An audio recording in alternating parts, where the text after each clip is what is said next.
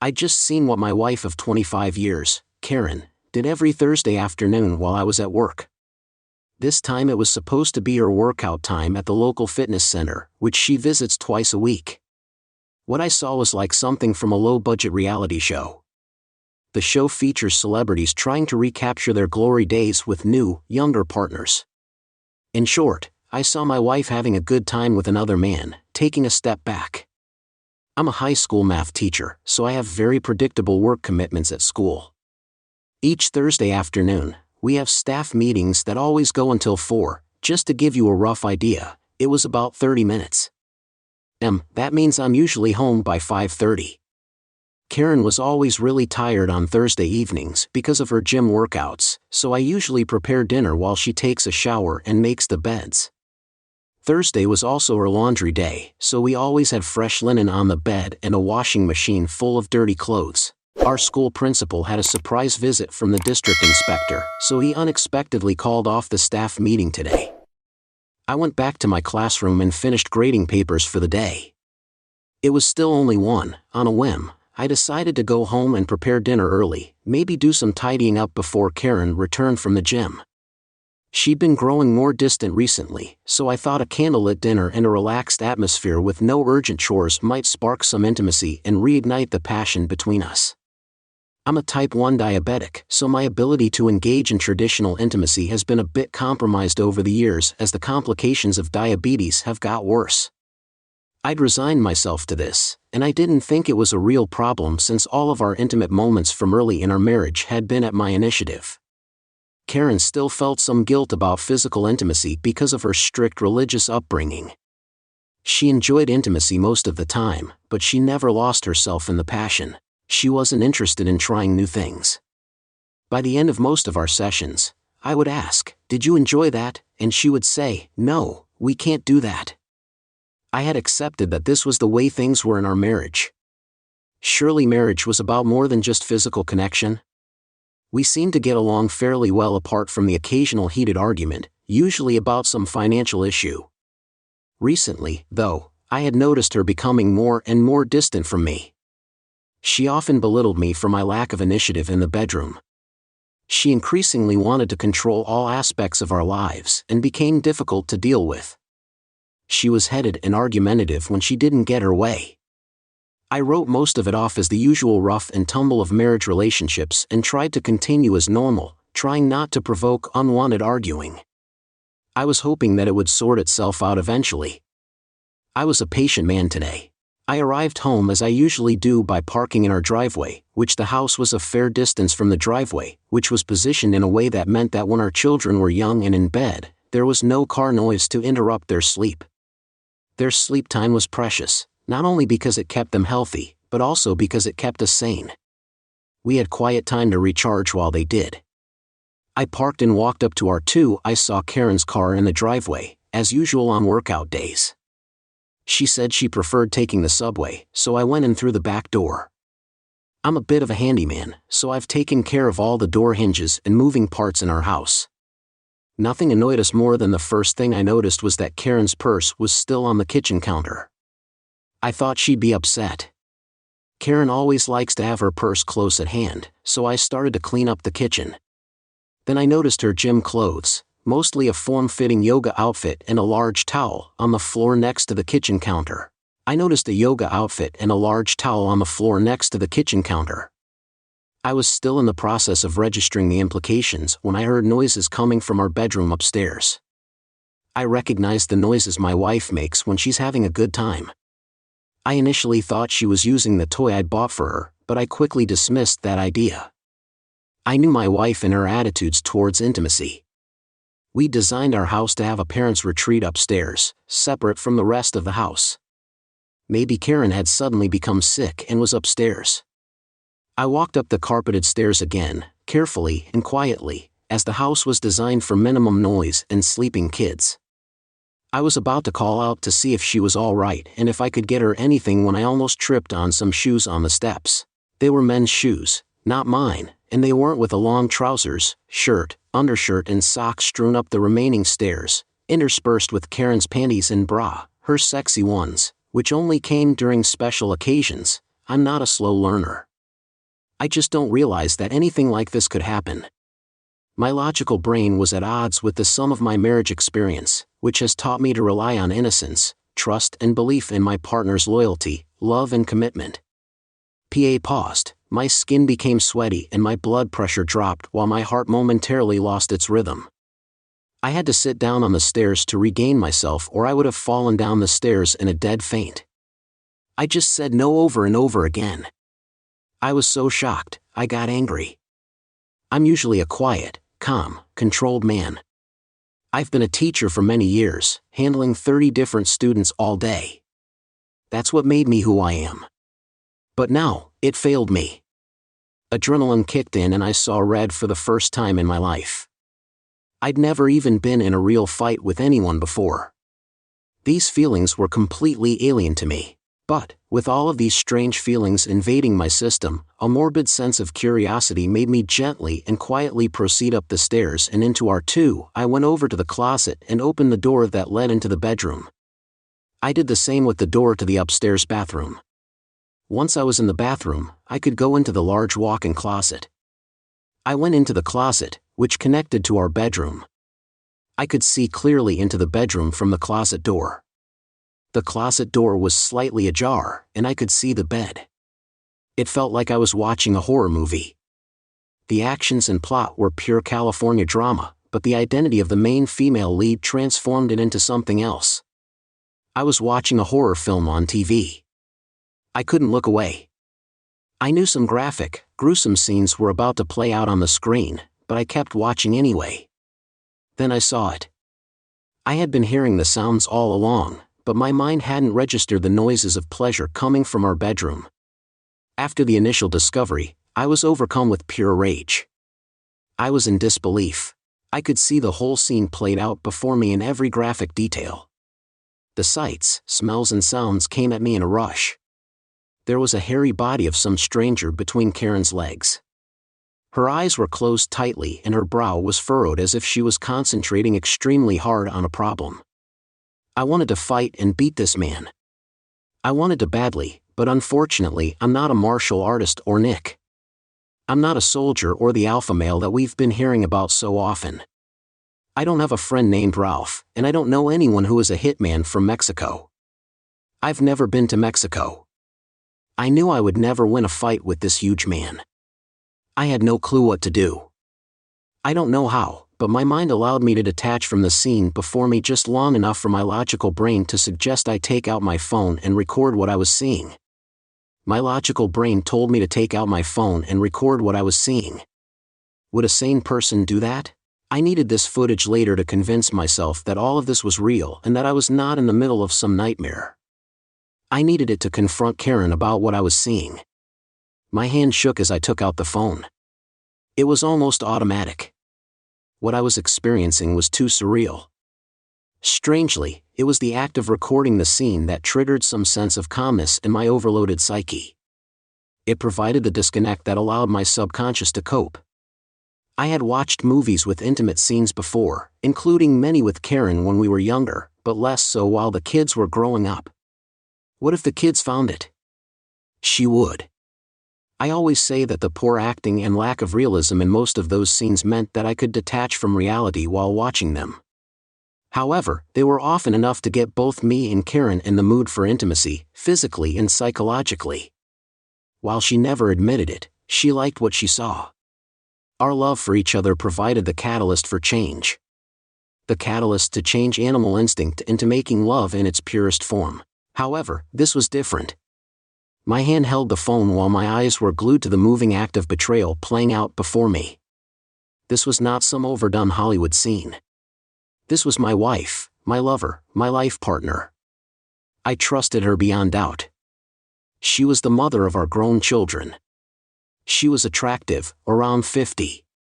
You're the old woman who worked out, helped the neighborhood charities and said she loved me beyond all else was betraying me at the most primal level. It was a huge shock to me. I had to stop recording and leave the house quickly. I went downstairs and back out to the driveway where I threw up. I was trying to get rid of the contents of my stomach while my mind wished for a similar purging of the sensory. The agony I had just endured after what seemed like hours, but was probably only 30 minutes, left me sobbing. I left our yard and started walking to where I didn't know, but ended up in a park several miles from our house. There I washed my face, sat down and watched the recording with the sound turned down so as not to frighten the children playing all around me, their mothers talking with each other. There were other people on seats nearby, thankfully none of them saw what I was watching. It was a digitized reality on my phone screen. It showed the destruction of our marriage. It was then that I cried with my stomach. I felt my emotions let fly and purge my psyche. I cried until a sound interrupted me. It was a warning. A beep about an imminent battery failure roused me from my tears. The park was as empty as my soul. My body felt light and almost ethereal as I walked, or rather, floated back home. All the weight that had grounded me and my life was taken from me, leaving only a walking shell. I felt like a balloon floating along with the wind, held only by a string to stop from disappearing into the sky. It was about 5, just to give you a rough idea, it was about 30p. It was around 5:30 p.m. It was my usual day for the staff meeting, so I was back home at my back door when Karen saw me. She immediately realized there was something wrong with me. My disheveled shirt, red eyes and pale skin were dead giveaways. "Honey, what's wrong? You look really pale.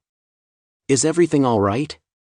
she asked, touching my shoulder in a kind, motherly gesture, leading me to the nearby kitchen chairs. "I'll get you a drink. You smell like you just puked. Are you?" Her eyes told me she was genuinely concerned. I couldn't tell her what really set me off, not yet. I just answered in a shaky voice. Nothing had upset my stomach, just lunch. I apologized, but I puked near the driveway.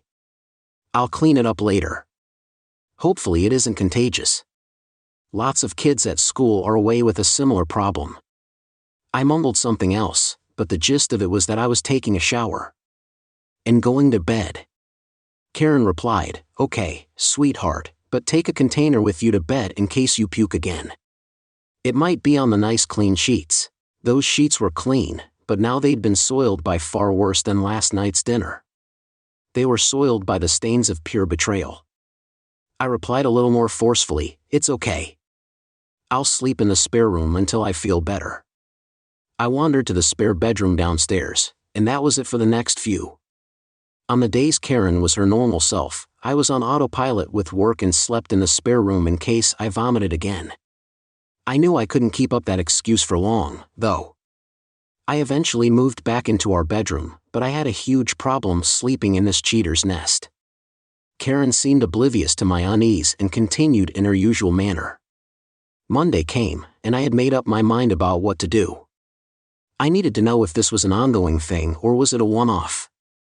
I told my principal that I'd be having an unexpected medical procedure the next day, so he organized a temp teacher to take my class.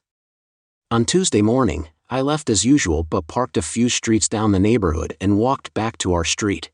I knew the back entrances to the yards near our house and made sure I didn't walk too loudly so I wouldn't be observed by any neighbors. I changed into casual clothes and soft socks for walking quietly at the back of the house. Then I had to wait.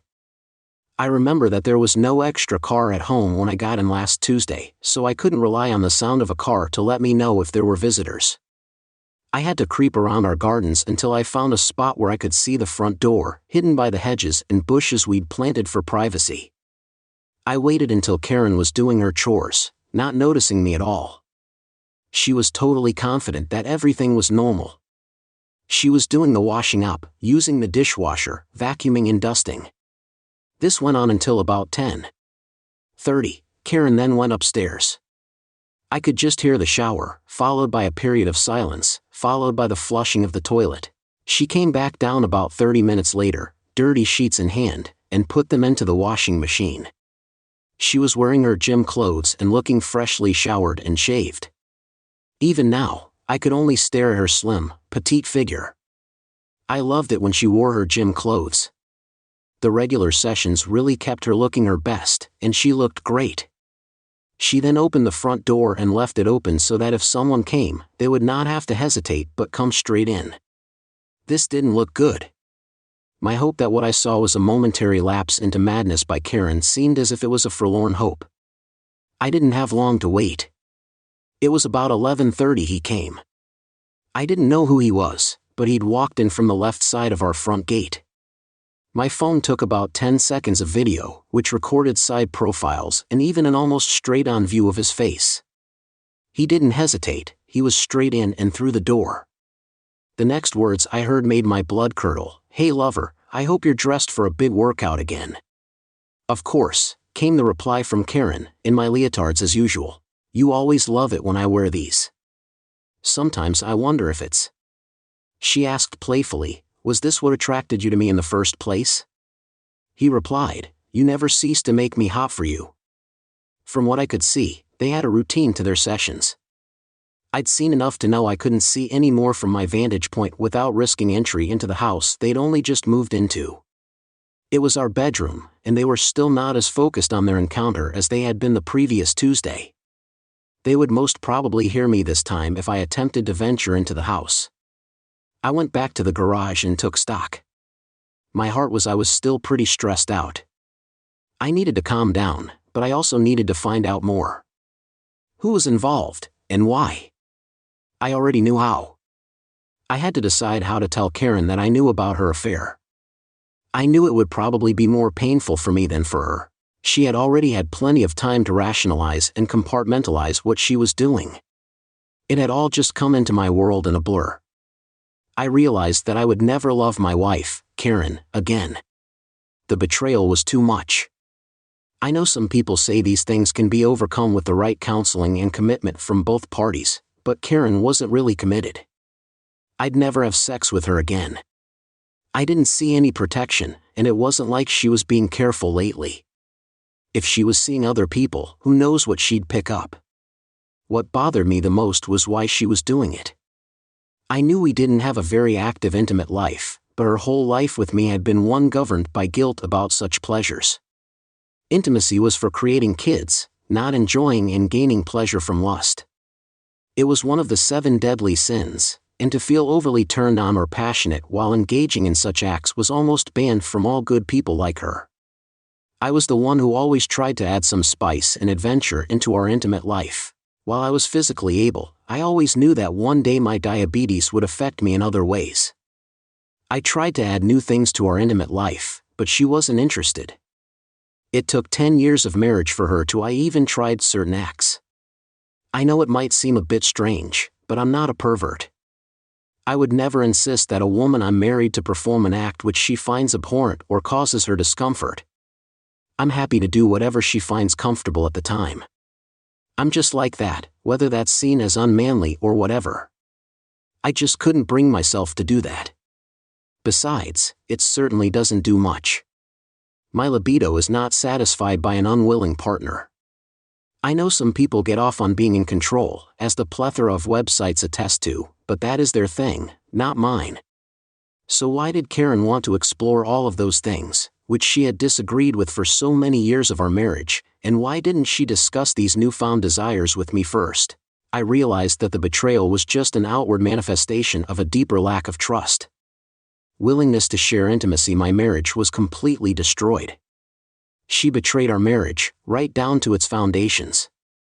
I did feel blamed for her actions. Maybe there was more I could have done to enhance our intimate life initially. Maybe I should have kept pestering her about her desires, especially the intimate ones. Instead of allowing the status quo to become entrenched, maybe she felt that she couldn't discuss these with me. I needed to look into these questions more. Where had all of this started? When I knew that Karen had been going to her gym. She'd been going to the gym for at least 2 years. It was a New Year's resolution that I'd supported from the start.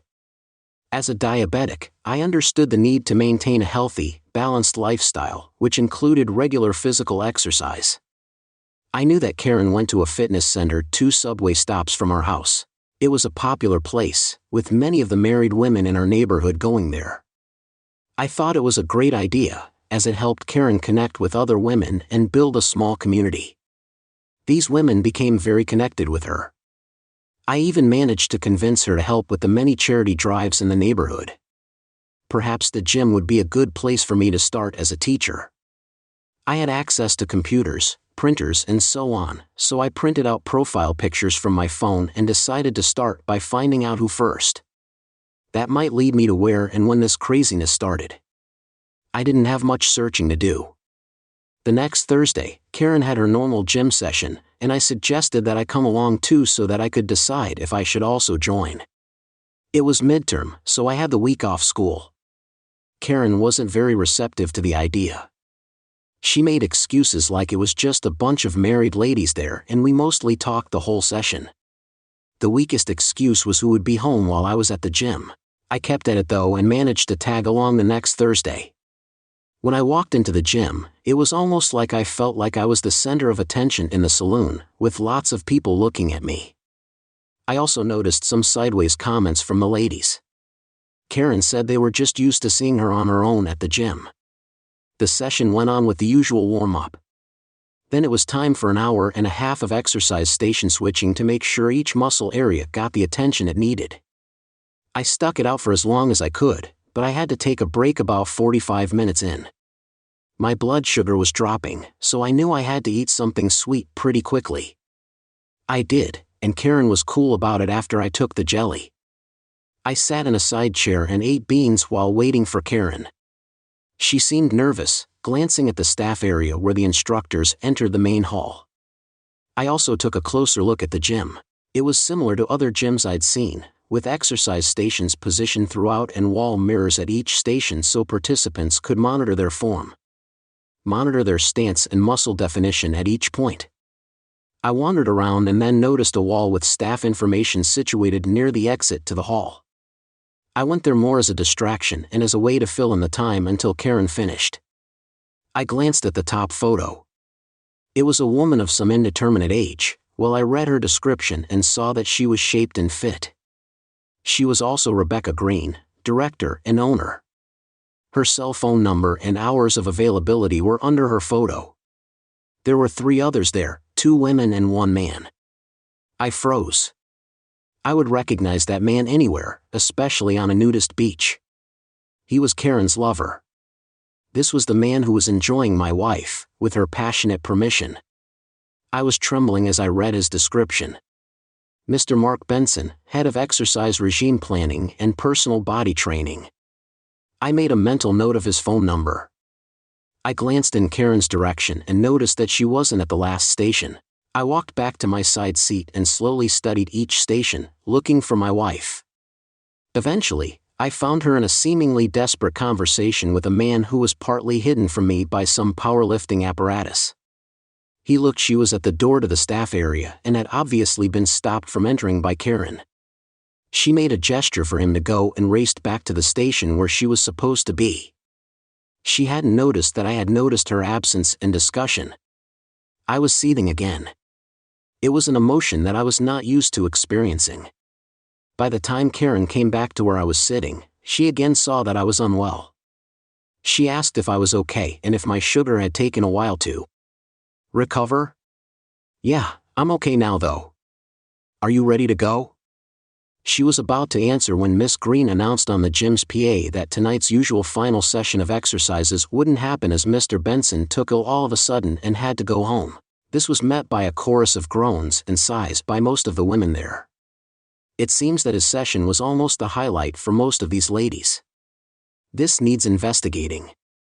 I pondered as I looked at Karen. She didn't make as she sounded as if she was relieved as she said, "Let's go." She quickly picked up her towel and handbag from the seating area where everyone stored their belongings during the workout. We were just exiting when one of the ladies, whom I didn't recognize at first, came over to talk to Karen. "Such a shame that Mark couldn't finish off," she commented. As usual, Karen replied and made a beeline for the car. The lady could tell that Karen didn't want to talk about that right then. "Okay, see you," Karen said, sounding pretty dismissive. She got into the car pretty quickly, too. On the way home, Karen just relaxed, or so it seemed. She had her head back, eyes closed, and was forcing herself to breathe slowly. I did notice these things. Maybe I could find out more from her now that she was obviously very relieved about something. So that was an interesting session. That was an interesting session, dear. I commented that the station seemed to be really well set up. No wonder you're looking so trim and fit. Thanks, honey. She replied, you're right. They certainly have a substantial program set up there. I love going there. The ladies are nice there too. Shame about Mr. Benson though. I pressed. You mean Mark? She replied, a little too quickly.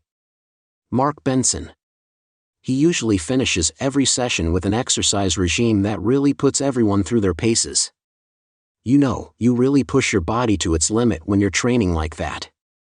It was a shame that he didn't show up tonight. I thought, oh no, I know he's pushing you to your limits. I know how hard you're training, but I actually said, maybe next Thursday he'll be feeling better again.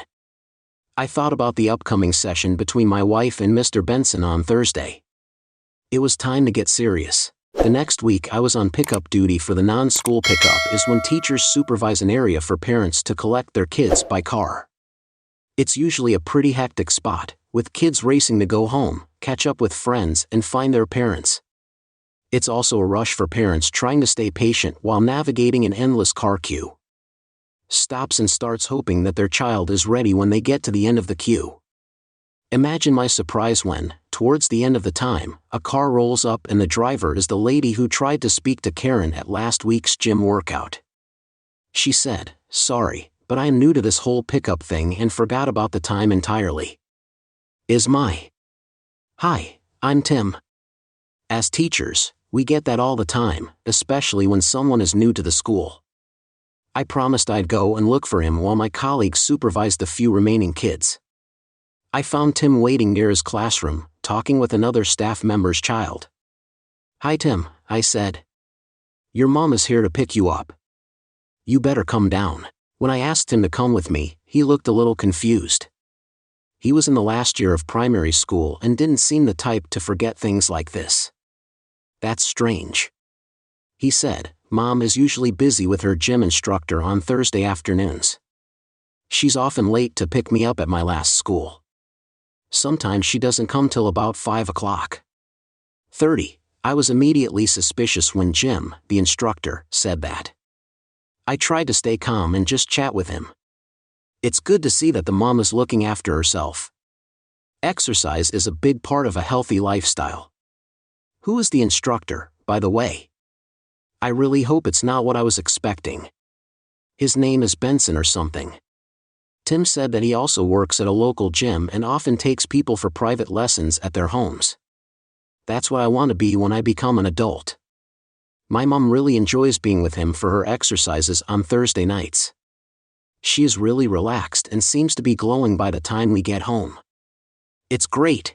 It's always takeout night because my mom rarely has time to cook. It was Thursday, so I had to cook a meal. I realized that Benson was doing this to more people than just my wife. I took Tim back to his car, where his mom thanked us for our concern. I told her it was nothing, it was just part of the service. I hadn't met her before. I said my name was David Lawson, but she called me Mr. L. I was pleased to meet her. I shook her hand and she replied, Hi, Mrs. Oops, now Miss Taylor. Maria Taylor. I remember seeing you at the gym last Thursday. I came with my wife, Karen. Sorry, but she seemed a bit rushed when she was leaving. Mr. Benson's absence seems to have messed everyone up that night. At this point, her whole demeanor changed drastically. While before she was just an apologetic, late parent picking her child up from school, she now instantly became pale and guarded. She was almost shaking her head, saying, Yes, okay. I will see you again, Mr. Lawson. Bye. And she drove off. I thought, what gives here? Is our jerk Mark doing someone else's wife as well? I do admire He was pretty resilient, but that didn't change the fact that he was an absolute jerk. I'm not prude who judges people on the basis of their sexual behavior. What happens between two or more consenting adults is up to them. However, when one of the adults is married, there are boundaries. If you're married, there's a line you shouldn't cross. If you're married and you want to have sex with someone other than your spouse, you should talk to your spouse about either separating or having an open marriage. Not doing that is really low. It's the lowest thing you can do if you're single and you want to have sex with someone who's married. It's my view that a married person should not engage in sexual relations with someone other than their spouse. I had assumed that I would plan my future with my then partner, Karen. However, my anger led me down a path I never thought I would take. I decided to explore the path of revenge. I started taking stock of all the important little details that get hidden in the everyday life of a couple who pays the bills. I asked myself questions like, what insurance company are we with? When do we pay our utility bills? Which account does this or that bill get paid from? When, etc. My database. As I started to gather all this information, I realized that we only had a small amount to pay off our mortgage and that my superannuation account had built up to a staggering $7 million. Thankfully, our teachers' union insisted that compulsory super contributions should be part of a teacher's basic conditions of employment. I did a lot of reading online about the topic without Karen knowing. I realized there was no way I could avoid splitting all our assets. Our children were no longer dependent on us. We did have quite a bit saved in a cash account for a planned overseas trip. I had a plan. I would take a trip around too. That would not be happening now. My first act would be to deplete that account as fast as possible before Karen got wind of the fact that I had discovered her betrayal. I would make many of the appliances in our house suddenly not work. I would disconnect wires here and there. I would do this while she was away. When I was out of the house, I'd always say that Mr. Smith came to fix the TV and that he charged so and so much and that he did it for cash for a little less. I'd then secretly stash away the cash and use it to fix the client's appliances in the same way. I'd managed to stash away about $150,000. I'd also bought tools and so on. I always paid in cash and showed Karen the receipt. Then I returned the tools the next day for a cash refund. I know it was a bit nasty and deceitful, but the values of honesty and trustworthiness had already disappeared from our relationship because of Karen's actions. The whole scenario was turning me into something I never thought I could be. Karen and I continued our Thursday afternoon workouts with Benson. I no longer even tried to maintain an intimate relationship with Karen, we just lived together as two housemates would. My personal items started to disappear into boxes in the garage. Karen never really went into the garage, so the rearrangement wasn't noticed. I noticed her car was usually just parked in front of it. She was happy for me to leave the garage as her own. When she asked why some of my personal items were missing from the shelves, I just said I'd broken them by mistake or that I didn't really want them anymore. She seemed happy with these explanations. The reason I didn't respond was that most of my things didn't really match Karen's color scheme for how she wanted the room to feel. When most of my stuff was in that state, it really didn't make much difference in the house. It made me realize how much I had given in to allow Karen to take control of so much of our lives. I took the superannuation I could and bought a small house on the outskirts of town. It only had 2 bedrooms and a small yard, but it had a garage and was near enough to the school that I worked at. The good part was that the balance of the mortgage was such that I could easily manage. Even with just half of my salary, the repayments were manageable. It's incredible what you can get if you're willing to look beyond the glitzy, popular suburbs. My separation was in motion, and I gradually brought my personal items into the new house. Furniture wasn't an issue as I could easily pick up second-hand or pre-owned. I found some great items at charity shops, which is what my life felt like before. I loved her once, but now I've forgotten about her. She's on the brink of poverty, relying on charity to survive. It was time for the players to get what they deserved. I edited the footage I had of Karen and Mark, removing the sound. What they were saying to each other was just too painful to hear. At one point, I heard Mark, that jerk, refer to me as that sucker. Karen didn't disagree, but she did flinch slightly. She knew what she was doing was wrong. After each Thursday session with her lover, she tried to get close to me again, but I just couldn't go there. My heart and libido were as cold as ice. I don't think she remembered how to get me in the mood, so she soon gave up. Intimacy was usually at my instigation and hardly ever because of any advances from her.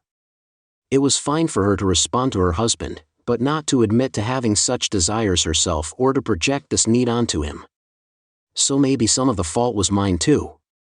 Still, I didn't go elsewhere to get my kicks. The complete change I had seen in Karen often left me speechless. I would often find myself just shaking my head and staring at nothing in particular. I could have taken that. I was ready for a change of pace and to embrace a more adventurous approach to my sexual experiences. I wanted to feel free to experiment and explore without feeling like I was being left behind by her betrayal and subterfuge. Around this time, I reconnected with Maria Taylor. This time, she was the one who reached out.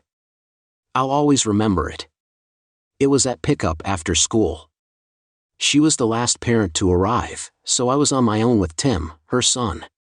When she did arrive, she looked around. I could also see that she was feeling pretty nervous and looked like she'd been crying recently. Teachers notice these things because it often points to what's going on in students' lives and gives us a clue about how to help those kids learn better. "Mr. Lawson, can I see you for a minute?" she asked, looking pretty nervous. "Sure, no one's coming, so just stay parked there and come over to my office," I replied. The school is my office. She parked, Tim played with his soccer ball and we sat together on the bench near the pickup area. "I don't know how to start. What I want to tell you is that I don't know how much you know about the gym that you saw me in." I stared at her directly, eyeball to eyeball. I know that Karen, my wife, loves going there and that it has really helped her keep fit and active. I replied, there are a few things you should know about what goes on there." She continued. I could tell that she was getting emotional and finding it difficult to speak. "Is it something to do with Mark Benson?" I asked, trying to get her to the point as quickly as possible. "You have no idea how much it has to do with that guy," she stated firmly. "I think I may know, but tell me what you wanted to tell me." I encouraged her. "Well," she continued, "he's a player. He's only there to sleep with as many of the regular women as possible." "How do you know this?" I asked because I was one of them. She blurted out, tearfully, that she was telling me this because she'd realized who and, more importantly, what he was. Up until a week ago, we had a regular relationship. He'd come to her place each Thursday at about 11, we were both 30 and we would have sex like rabbits on energy drinks. Don't get me wrong, he was a master. He knew exactly how to get all of my bells ringing. She stared out to the sky wistfully as if reliving one of those past sessions. I also stared out, but for a different reason. I was also remembering his sessions, but not wistfully. "I really liked what he was doing to me," she continued. "He was doing to me while it lasted. It was only when he had someone else for that time slot that he dropped me like a sack of potatoes. There was no reason given, just that he was sorry and that it was over. I actually thought that we might have a future. I am divorced and have missed the regular loving of a marriage relationship and was really looking forward to living that again, but this time with him. How wrong I was. I was pretty shocked. How did this woman think it was okay to share all of this with me? She must be really upset. Marriage relationships aren't always what we think." I replied a little too quickly. She looked at me and saw the hurt and agony. "You already know, don't you?" she asked slowly, shaking her head in disbelief. "You already know that he has been." Maria told me that she and her husband had been having an affair with Karen. I was already upset about the situation, but Maria's revelation made me even more angry. I believe in karma, and I think that the person who has wronged her will eventually face consequences. Maria was very upset and said that the person in question doesn't care about anyone. He hurts people just to show off to his mates at the bar. "If you want me to help you get back at him, let me know. That jerk has to pay," she repeated. I called my son over and left. I sat there for quite a while, thinking I was almost relieved that Maria had shared that with me. While I was there, I realized that my plan for revenge was just sour grapes for being unable to maintain my marriage. I needed to think this through. How many other women was he involved with from the gym? I needed to get some facts together. I couldn't help but admire the man's stamina, but even the devil never gets tired. I learned that. He worked there every day except Monday, which is when the gym was closed. I remembered the phone number listed on the wall at the gym using the telecom's white pages. I looked up the number in the local directory and found the address was just 3 blocks away from our own. No wonder he could walk to our place to have sex with my wife. I let Karen know that I'd be going for a walk each day at around 5. I'll be going at 5 p.m. I told her that it was my diabetes specialist who told me to do it. Luckily, Karen didn't want to come with me, and she knew that it would not affect her TRRS, so everything went well on my first evening walk. I went straight to Benson's address and saw that he lived in a ground-floor apartment in a block of several of these apartments. His car wasn't there, so I waited nearby to see when he arrived. He was always away from our house well before 6, so I guessed it would be routine for him to arrive about that time. He did, exactly on the dot. I got to the house well before 6, so I figured it would be routine for him to arrive about that time. And he did. He walked into his apartment just before 6. This happened each day that I could walk except for my staff meeting day, which was when I couldn't walk. I figured that he did this each day that the gym was open. Did he have a woman to visit each of these days? I was again amazed at his staying power. This man must be a sexual god. I didn't think good was the right word for him. Demon might be more fitting. I wanted to find out if he was visiting other women. My walks became earlier and earlier just to see when and where he was going each day. I decided to take a whole week off school for just that purpose. Luckily, I'm diabetic and have been for quite a few years, so it was easy to get a sick certificate from my doctor. I visited an electronics store and I got what I needed, a long-range listening device, one of those discreet ones, not the one that looks like a satellite dish, voice and motion-activated cameras, full-color HD ones, and an extra portable hard drive for my computer. I had to store all of the digital evidence somewhere. On Monday, after purchasing the desired items, I installed one of the cameras in Benson's apartment. It wasn't that big, it was more like a one-bedroom apartment. The apartment had a large living and kitchen dining area, so I installed one camera to cover everything except his bedroom. I got it in there easily. I just waited until he went to the gym and got his apartment keys from where he left them under the doormat. He couldn't even be more creative than that.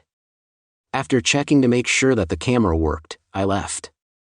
As soon as he moved or made a noise in his apartment, the camera with microphone would activate and send all of the video and audio live to stream on my computer, where it would also be stored with date stamps.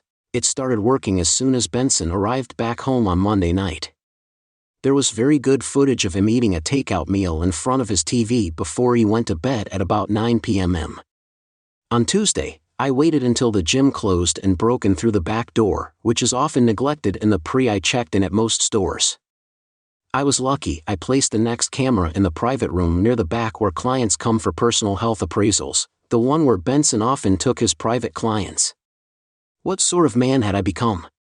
Cameras in other people's places, spying. Where would this end? Wednesday, I waited until Karen went out for groceries and placed the third and fourth cameras in our bedroom and in our living area. I reviewed the footage from Tuesday. I was surprised by what I saw and heard, but not really considering the context. Benson woke up and immediately went out. He came back later with breakfast. I thought, lazy jerk. Can't even make breakfast for himself? Then I remembered his prowess and had to rebuke myself. This man was indeed a sexual machine. He must be doing something right physically to maintain what he seemed to be doing. He stayed home until the gym opened and was out of there at 10:30. He did make one phone call that was interesting. It was to Julie. He said, "Hi, it's Mark. Is he gone yet? Okay, see you at 12 o'clock. 30 your place, make sure to wear what I said." "No, I will be careful. No one will see me enter your place." "Did you say he was gone for 3 days? Okay, maybe I can come on Thursday and Friday as well. Let's talk this afternoon, lover." With that, he hung up and left with a definite spring in his step. I wondered how he would explain that one to Karen. On Thursday, I took myself down to the garage with my computer and waited for the fun to start. Almost immediately, Benson's camera streamed to my screen. He had woken up. He got up and went out for breakfast again. When he came back, he dialed Karen's phone. The camera streamed her side of the conversation as well. This spying was invigorating. "Hey, it's Mark. How's my favorite woman feeling today? Does it need Dr. Mark to attend to any itches? Mark, don't talk like that on the phone. You never know who could be listening. Luckily, my lame husband has gone to work. I really need some attention. Oops, now who's talking dirty?" She giggled. "See you at 12 o'clock. 30 as usual, of course," replied Mark. "I may have a surprise for you. Are you up to something different?" He waited. He could sense and see that Karen hesitated for only a couple of seconds before answering. "Anything can't wait," she said. Both hung up. "What was that about?" I wondered. 10. I saw Benson head off to the gym. The camera in his private room was activated shortly after and showed him sitting on his desk with an attractive lady sitting down in front of him. "Mrs. Wilson, may I call you Carol? You want to have a more one-to-one session? The Tune Session program we've designed for you isn't meeting your needs anymore," he said. "Well, yes and no," Carol replied. "I'm getting fitter and I can feel it every day. The extra fitness and stamina are producing too many hormones, though. I haven't felt this vital in years." "I know what you mean," Benson said, even though he was hidden by the audio. The camera could almost hear the lust in his voice. "Let me see what I can do," he continued. "Please stand here." Carol stood and caught her breath with a short, loud intake as he placed his hands firmly on her. "Turn around," he commanded. She did, and her eyes were hooded in anticipation of what he might do next. He checked her out lustfully. "Good progress," he said. She expected that this would happen, but the reality of it far exceeded her expectations. The other ladies in the gym had hinted that he was a player and would be happy to give them extra tuition. But he suddenly stopped and sat opposite her, breathing loudly. He told her, "We may have to schedule an after-gym personal session. Unfortunately, I can't do them here at the gym. Do you live nearby? Come over as long as there's no one else at home," he said, sounding a bit unsure. She nodded and said that would be fine. She added that her husband, Mr. Wilson, was away on a business trip and that they'd be pretty much alone for the time. Mr. Wilson wouldn't be a problem, she told him. "He's often away," she said, "but it might be better if he kept these extra tuition times quiet for now." "How does 12 o'clock sound?" he replied. 30 this Friday would be great, Dick replied. Carol was clearly excited as she left to do her normal classes. Maria, the parent from school, seemed keen to help, so I asked her to get a list of the women that Creep was seeing or had seen in the past. She got on with it and within a week had names and addresses. The list was of 30 women, all members or past members of the gym. Karen's name was on it too. I was ashamed and angry when I saw the list. I had already moved out of our house. I won't call it a home because it had lost all of that emotional value. It was just a house. Karen did comment once about how it seems strangely emptier lately. I just replied that I was making a determined effort to declutter my stuff. She accepted that because it did not impact her stuff. It even gave her more room to spread out her things. It meant she had more room to spread out her things. I'd already moved the garage items to my new house. All it would take for me to move out completely was a 20-minute gathering of the remaining stuff and a drive out in my car. I'd seen a divorce lawyer and the papers were all prepared to serve at a moment's notice. The financials were set. Our holiday fund was completely drained into my own account. I kept all of the receipts for the fake purchases in a folder ready to supply if needed. I kept a folder with all the receipts for the purchases. I also changed the beneficiaries on my superannuation fund to our children and withdrew the available amount. I had my own accounts, credit cards, and insurance policies. I changed Karen's registration and insurance to her name only, so she would be responsible for that from now on. I had no control over the house, so I had to be at the mercy of the courts. I bought a new mobile phone in my name only and made sure that it had an unlisted number. I canceled the original phone. I prepared a bundle I also made sure to give each husband of the women listed by Maria all the details he needed to find their partners. I included the times and places he'd been involved with them, as well as his name and address. I also included the address of the sexual health clinic in our town, as it seemed like most of what he did involved unprotected sex. I left an anonymous review on Jim's website, pointing out that it was a known pickup area for people like him and that they mainly targeted married women. I also sent a detailed letter to the owner of the gym, suggesting that now would be a good time to have I had a serious talk with her head instructor. I left the divorce papers, some printed photos from the video surveillance of the creep and Karen, along with DVDs of the encounter on our kitchen table. My wedding ring was broken and covered in something filthy. I left a note under it saying, "Karen, I left you this broken ring covered with the same stuff you put on our marriage.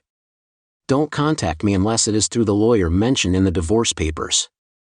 I have asked the school to ban you from entering the school grounds, so please don't try to contact me there. Police. If anyone causes trouble on school grounds, the police will be called. I have told our children what I am doing so they know why I have done it and so they don't tell lies about who started this breakup. I have sent copies of the DVDs to them. I hope you choke on your spit and die." I drove to my new house and waited for things to blow up. They did, and it was pretty intense. The local papers got wind of the scandal at the local gym, so the owner had no choice but to close up shop and leave town. There was even a certain ex-gym instructor who was found beaten to within an inch of his life. He was living in a back alley in the city center. It was thought that he had been set upon by an unknown group of men. There was a sudden influx of divorce petitions to the local court and many houses were put up for sale. Karen came home that day and saw my party gifts. She fainted. A neighbor I heard the scream and saw her fall to the ground. It didn't take our old neighbor, a stout old woman of 70, long to notice the bundle. She quickly realized why Karen had fainted. "What kind of woman are you?" she shouted, spitting a huge glob of spit on Karen's face. She did, however, call the emergency number before leaving the house with the door open. Karen did try to contact me, but she had no luck on any of the phones we had. She even tried to come to the school and was subsequently arrested. One night in the watch house and a stern warning from a magistrate slowed down her efforts hugely.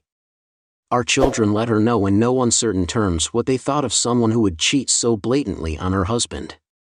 They were both married and, thankfully, had inherited more ethical views on fidelity from me. Obviously, not from Karen. The divorce went through. The remaining financials were sorted out in the normal way. Karen had to sell the house and the proceeds allowed her to buy another smaller house in the suburbs where she lives now, on her own. She never got over being outed as one of the now infamous Gym 304. People knew her face and whenever she went uptown there were many sideways glances and sly snickers. Some even spat in her direction. The resulting depression caused by this rejection and shame eventually led to her being cared for in a mental hospital. I continued teaching and living in my new home, but not a day went by when I didn't feel the loneliness and emptiness of that place. I yearned for the love and warmth of our home with my wife and children. It had been so long since I had gotten my revenge. But I didn't win.